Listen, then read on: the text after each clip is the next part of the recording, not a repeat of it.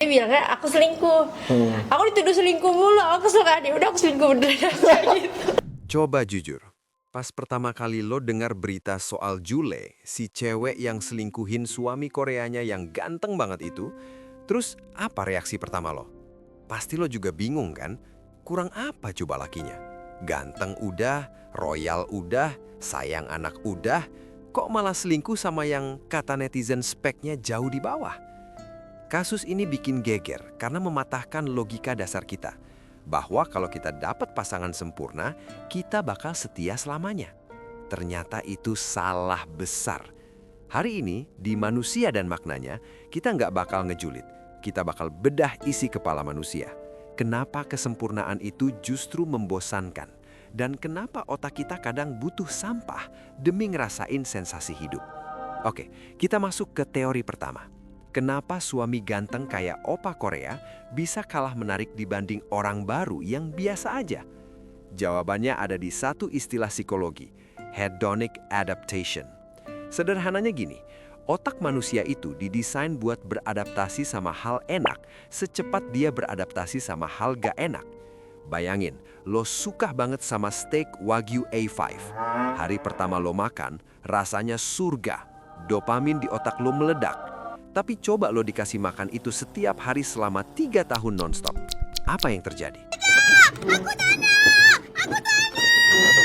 Lidah lo bakal kebas. Wagyu itu rasanya jadi daging yang biasa aja.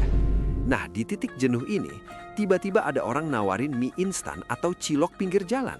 Secara kualitas jelas Wagyu menang jauh. Tapi cilok ini punya satu hal yang gak dimiliki si Wagyu. Kebaruan atau novelty.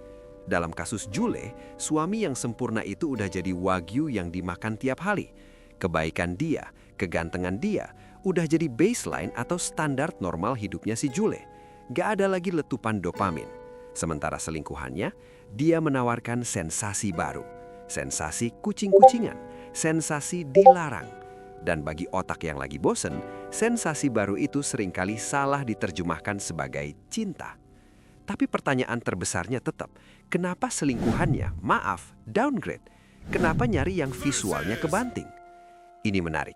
Dalam psikologi relasi, punya pasangan yang high value atau terlalu sempurna itu sebenarnya beban mental yang berat buat orang yang punya low self-esteem.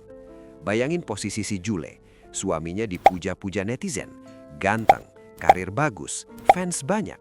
Secara nggak sadar mungkin dia ngerasa insecure, dia ngerasa kecil, dia ngerasa cuma jadi bayang-bayang suaminya. Dalam hubungan itu, suaminya adalah bintang utama dan dia cuma pemeran pembantu. Nah, saat dia selingkuh dengan orang yang levelnya di mata masyarakat ada di bawah dia atau di bawah suaminya, dinamika kekuasaannya berbalik. Di hadapan selingkuhannya, dialah yang jadi dewi, dia yang dikejar-kejar, dia yang memegang kendali.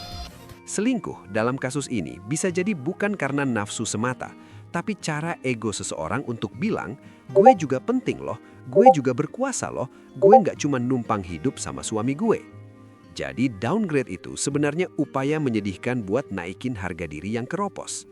Sekarang kita bahas dari sisi kita, si netizen. Kenapa kita marah banget sama kasus ini? Padahal kita nggak kenal mereka, padahal ini urusan rumah tangga orang.